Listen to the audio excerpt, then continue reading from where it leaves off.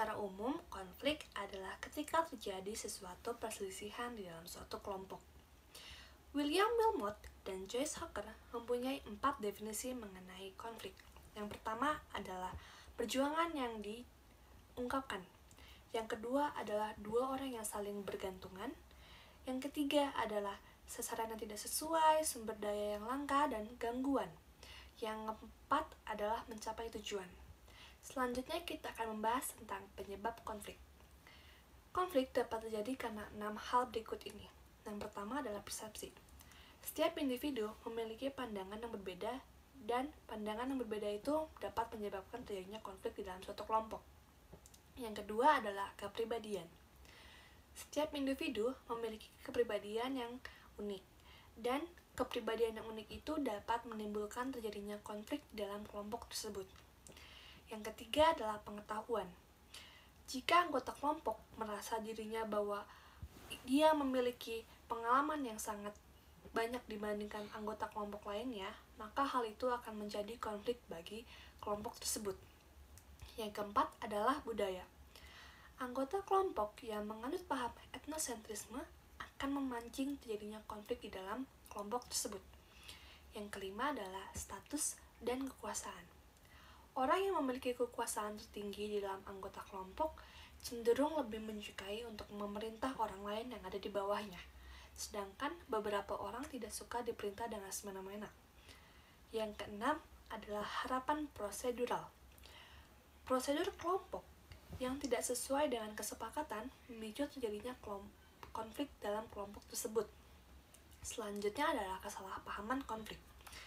Kesalahpahaman konflik yang pertama adalah konflik harus dihindari dengan segala cara. Konflik adalah bagian penting dari komunikasi, karena konflik akan menguji kelompok dan menantang ide-ide yang ada di dalamnya. Yang kedua adalah semua konflik terjadi karena orang tidak mengerti satu sama lain. Konflik dapat terjadi karena sebuah kesalahpahaman. Tetapi beberapa konflik semakin memanas ketika seseorang mengklarifikasi apa yang ia pegang. Yang ketiga adalah semua konflik dapat diatasi.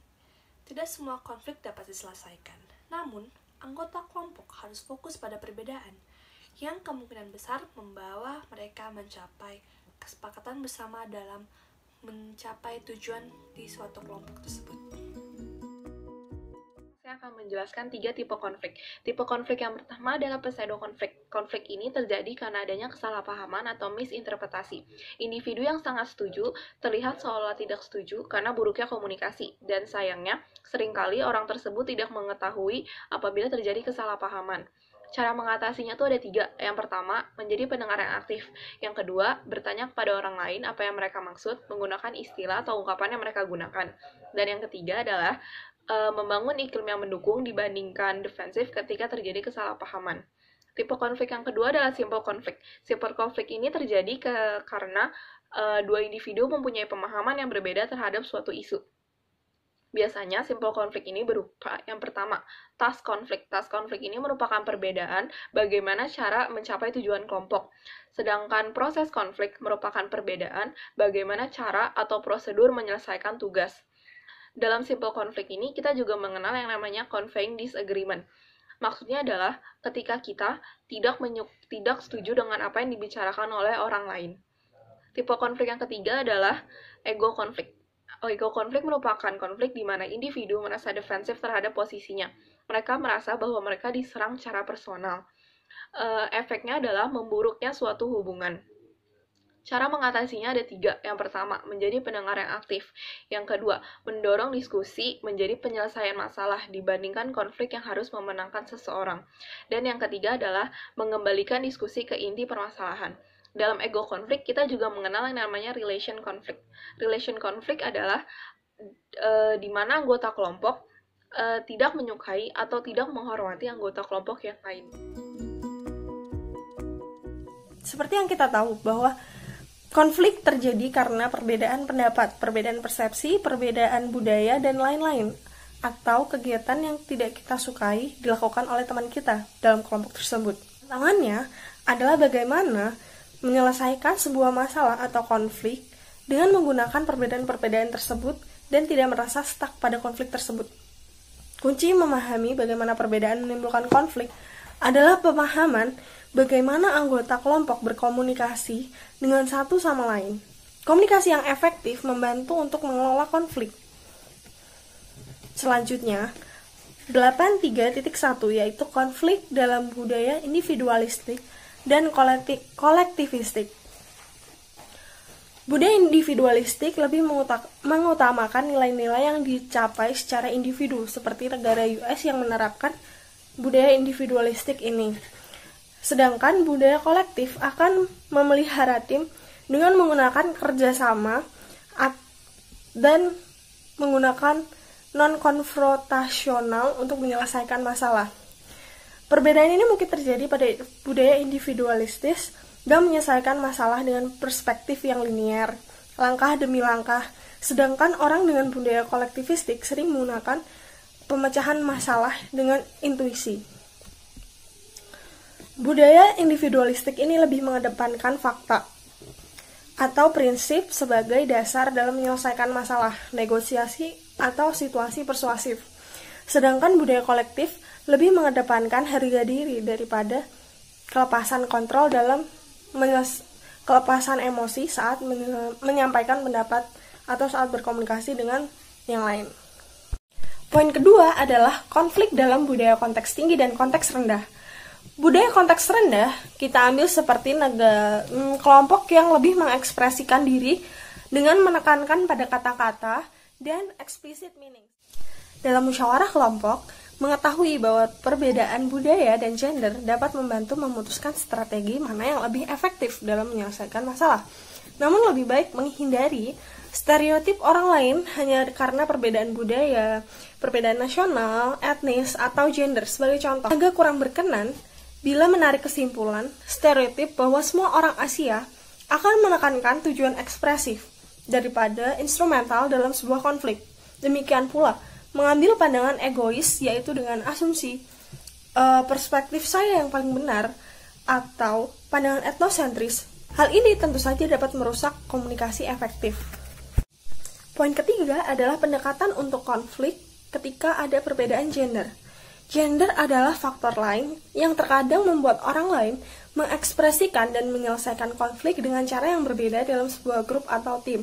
Seseorang dengan yang menggunakan feminine style, termasuk pria, gender bukanlah pria dan wanita namun sebuah gaya, lebih tertarik pada masalah yang terkait dengan persamaan, empati, equality, caring, dan kedekatan, dan berfokus pada relationship issues.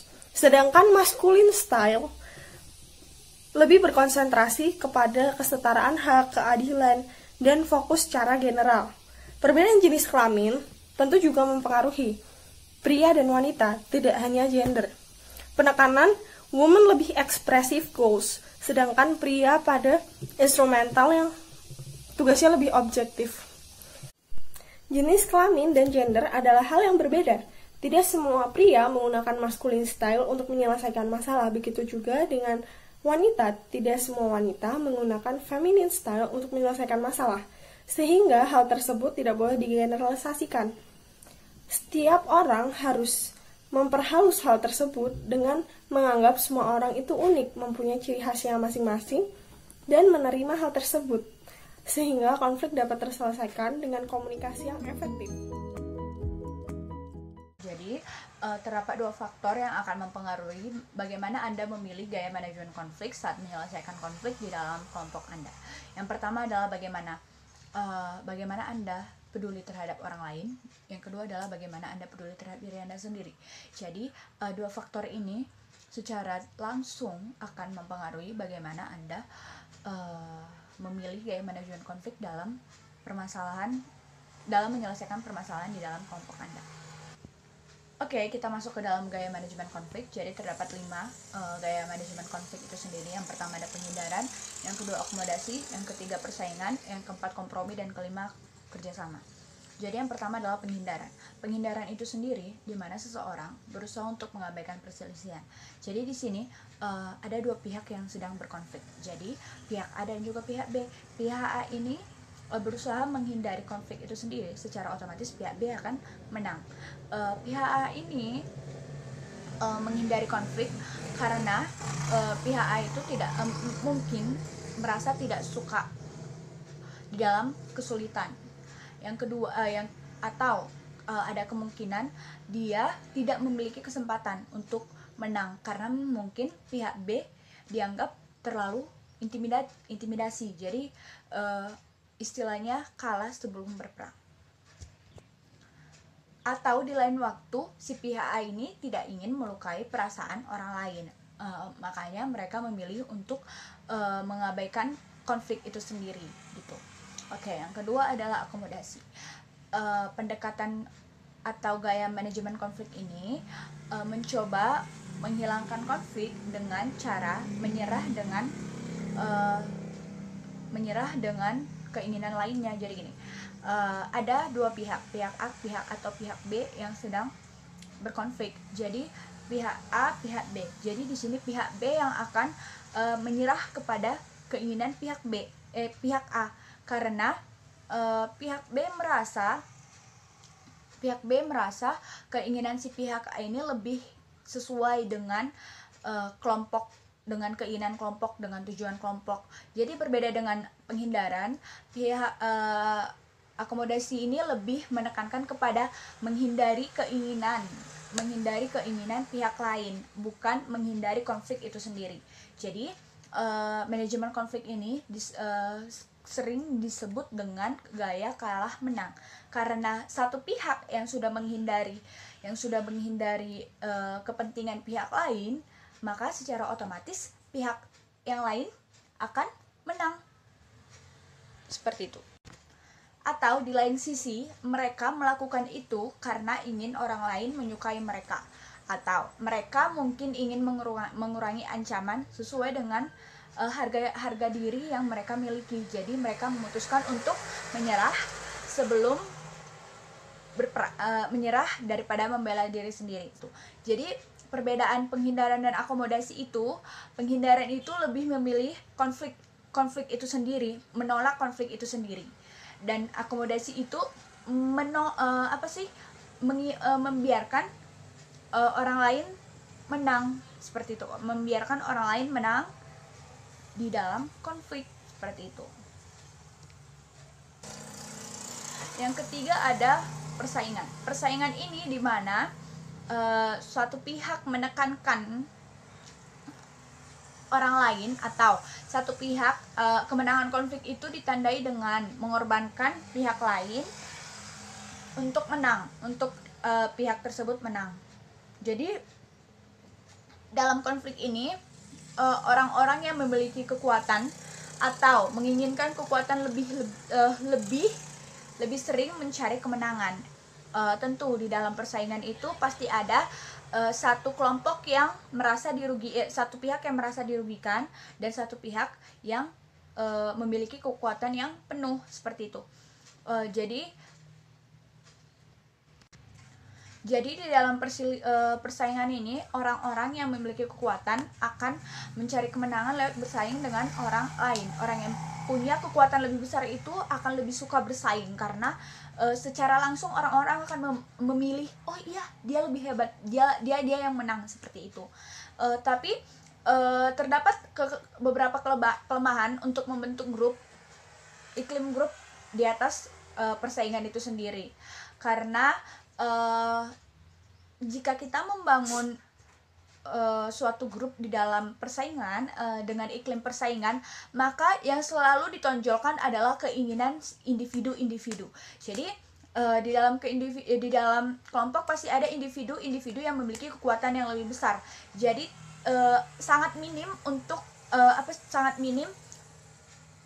kepentingan kelompok, sangat minim yang namanya kepentingan kelompok, karena diintimidasi atau didominasi oleh keinginan individu yang memiliki kekuatan lebih besar itu ingin tampil terus-menerus atau ingin menunjukkan betapa hebatnya mereka dengan mengorbankan individu-individu lainnya di dalam suatu kelompok, seperti itu. Yang keempat adalah kompromi. Kompromi ini merupakan gaya manajemen konflik untuk menemukan jalan tengah maupun solusi terbaik untuk agak memenuhi kebutuhan semua pihak. Jadi seperti ini. Kompromi itu dikenal dengan gaya atau pendekatan menang-menang, yang dimana saat kedua pihak sedang berkonflik, kedua pihak ini diharapkan untuk menyelesaikan konflik dengan kerugian dan juga keuntungan yang bersama-sama, seperti itu. Jadi jika pihak A dan juga pihak B sedang berkonflik, jadi yang diharapkan keuntungan yang akan didapat si pihak A akan didapatkan oleh si pihak B juga, maupun kerugian yang akan didapatkan si pihak A akan didapatkan si pihak B ini juga. Jadi win-win solution, seperti itu. Dan yang terakhir adalah kerjasama. Kerjasama ini memiliki kepedulian yang tingkat tinggi untuk diri sendiri dan juga orang lain, yang dimana pendekatan manajemen konflik ini sangat minim dalam membuat orang lain merasa dirugikan, dan juga membuat dirinya sendiri merasa dirugikan, karena dalam manajemen konflik ini menganggap konflik itu sendiri sebagai masalah yang harus dihadapi secara bersama, secara kelompok, bukan konflik itu dihadapi dengan individu, seperti itu. Jadi mereka bersama-sama, individu-individu dalam kelompok itu secara bersama-sama menyelesaikan, bekerja sama dalam menyelesaikan konflik. Jadi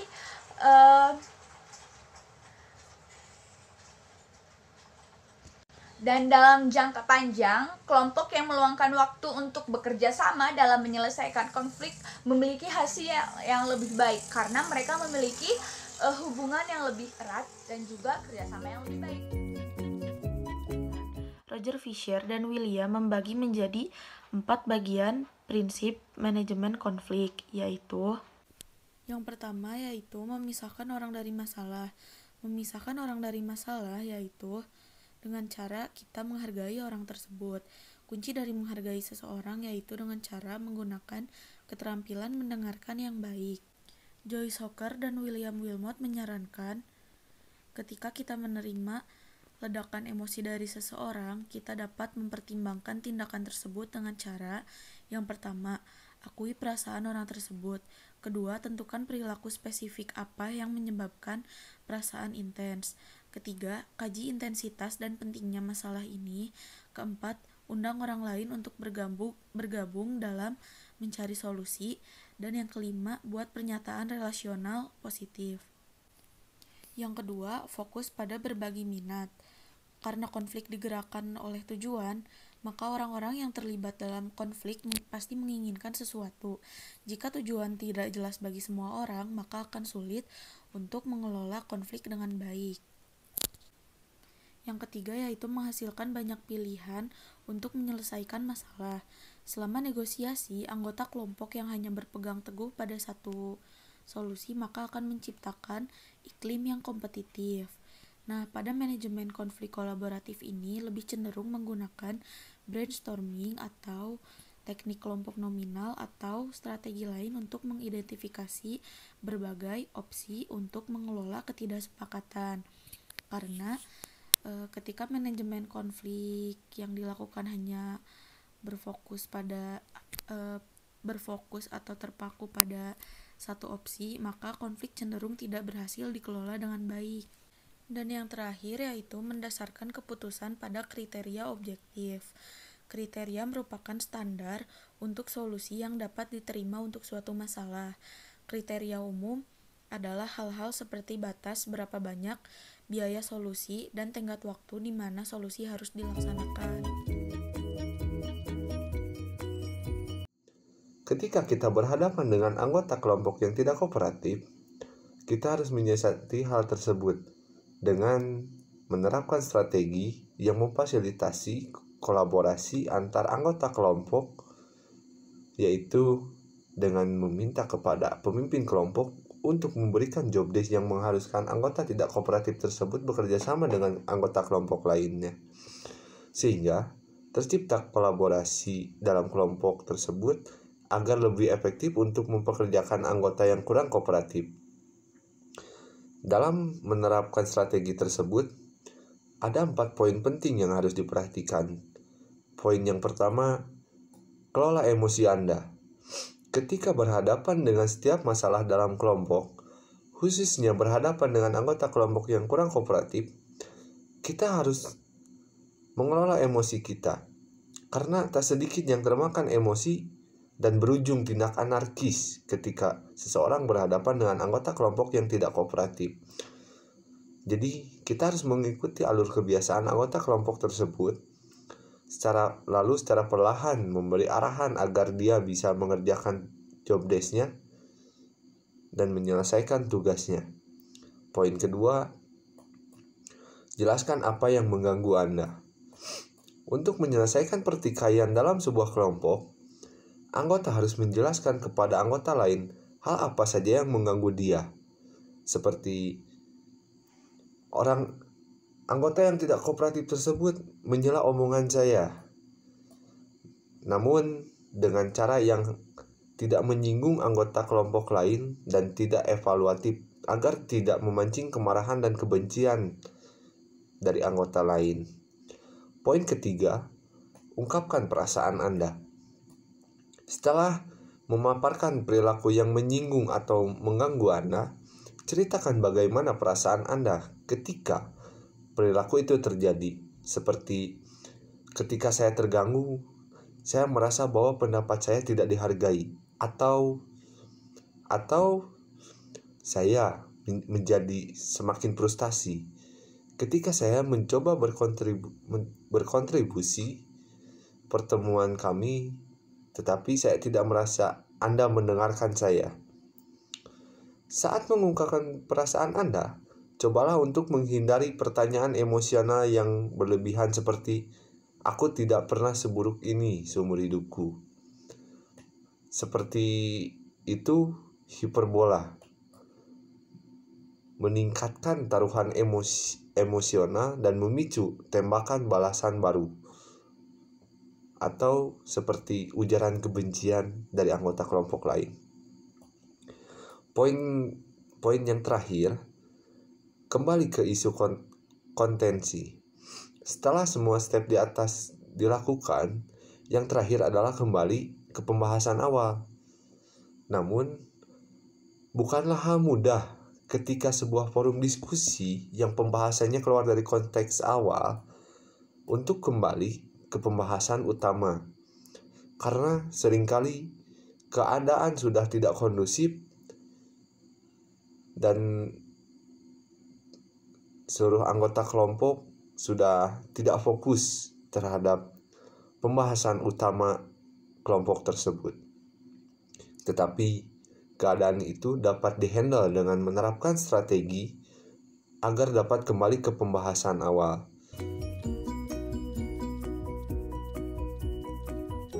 Tentang groupthink atau kelompok yang suka menghindari terjadinya konflik. Groupthink merupakan suatu ilusi kesepakatan terjadi ketika suatu kelompok berusaha untuk meminimalkan konflik, maksimalkan kekompakan, dan juga mengambil putusan dengan terlalu cepat tanpa mengevaluasinya terlebih dahulu. Hal ini dapat menyebabkan penurunan kualitas kelompok karena kesepakatan yang diambil bisa jadi tidak maksimal atau belum yang dapat paling baik. Ada ciri-ciri bahwa suatu kelompok itu mengalami atau berpotensi mengalami groupthink.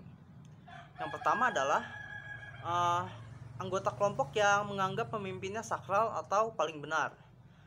Anggota kelompok yang terlalu kohesif, dekat, dan juga sama atau sepemikiran. Anggota kelompok yang apatis terhadap tugasnya dalam kelompok. Anggota kelompok yang memiliki harapan yang rendah terhadap kemampuan kelompok itu untuk sukses.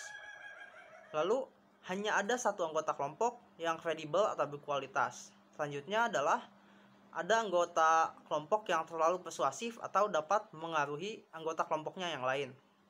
Selanjutnya, ada norma dalam kelompok tersebut yang mengharuskan anggota kelompok untuk sepakat dengan suara mayoritas yang ada dalam kelompok tersebut. Lalu groupthink juga memiliki gejala-gejala. Yang pertama, anggota yang berpikir kritis tidak didukung atau dihargai. Yang kedua, anggota yakin bahwa kelompoknya telah melakukan hal yang paling tepat atau tidak mungkin melakukan kesalahan. Yang ketiga, anggota kelompok terlalu mudah membenarkan kesepakatan yang telah diambil oleh kelompoknya. Yang keempat, anggota kelompok memberi tekanan terhadap anggota kelompok lain yang tidak sepemikiran dengan suara mayoritas kelompok. Yang kelima, anggota kelompok yang terlalu percaya bahwa mereka telah mencapai keputusan yang paling tepat. Lalu, yang keenam, anggota kelompok yang terlalu percaya terhadap pemimpinnya atau menganggap pemimpinnya paling benar. Ada juga upaya-upaya yang dapat dilakukan untuk mengurangi groupthink. Yang pertama, mendorong anggota kelompok untuk berpikir kritis dan independen, lalu peka terhadap perbedaan status yang dapat memengaruhi pengambilan keputusan dalam kelompok tersebut.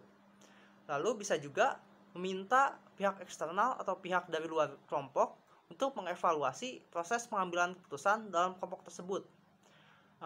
Yang kelima, bagi kelompok menjadi lebih kecil untuk mempertimbangkan potensi masalah yang mungkin terjadi beserta solusinya. Lalu bisa juga gunakan teknologi untuk mengumpulkan dan evaluasi gagasan yang diambil oleh kelompok tersebut. Lalu bisa juga menetapkan satu anggota kelompok yang memiliki peran kontradiktif terhadap suara mayoritas dalam satu kelompok tersebut. Kesimpulannya, konflik dalam satu kelompok jangan dihindari, karena dengan adanya konflik, dengan adanya perbedaan gagasan dan pikiran yang ada dalam kelompok tersebut, akan terjadi pertukaran ide yang dapat memaksimalkan pengambilan keputusan atau keputusan yang akan diambil oleh kelompok tersebut. Dalam kelompok, konflik tidak dapat dihindari.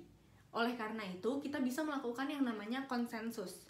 Konsensus adalah persetujuan, kesepakatan, dan kemufakatan bersama. Konsensus bisa diraih ketika setiap anggota memiliki visi dan tujuan yang sama, yaitu untuk mencari sebuah kesepakatan. Nah, konsensus bukanlah hal yang mudah ataupun cepat untuk diraih. Dalam meraih konsensus, kita harus memperhatikan setiap poin-poin kecil agar kita bisa memuaskan setiap tujuan dari anggota kelompok. Oleh karena itu, ada beberapa saran bagaimana cara meraih konsensus yang baik. Nah, yang pertama adalah untuk selalu berorientasi kepada tujuan bersama atau tujuan kelompok. Bisa dilakukan dengan cara menggunakan kalimat-kalimat yang mengundang diskusi, mengingatkan anggota-anggota lain untuk selalu fokus pada tujuan bersama, menggunakan fakta-fakta yang bisa disediakan untuk para anggota kelompok, dan juga memberikan saran ataupun solusi selama kita sedang melakukan diskusi untuk meraih konsensus tersebut. Yang kedua adalah, jadilah orang yang sensitif dan peka terhadap ide-ide orang lain. Ini bisa dicapai dengan cara kita membuka pikiran kita, mempertimbangkan ide orang lain, dan menganggap sebuah argumen dari orang lain itu merupakan hal yang harus didiskusikan, bukan untuk dimenangkan. Selain itu, kita juga harus bersifat fleksibel dan selalu meluruskan apabila ada kesalahpahaman dalam kelompok tersebut. Karena konsensus dilakukan untuk mencari kesepakatan, bukan malah menambah konflik. Dan yang ketiga adalah penggunaan dialog dan interaksi yang jujur. Hal ini bisa dicapai dengan cara kita menghargai apabila ada perbedaan pemikiran, dan juga kita melibatkan setiap bagian dari kelompok untuk melakukan diskusi, serta ketika ada perbedaan pendapat, kita tidak cepat merubah pendapat kita hanya karena ingin konsensus agar cepat selesai. Karena dalam mencapai konsensus, kita harus mencari solusi sebanyak-banyaknya dan menggunakan metode pendekatan sebanyak-banyaknya.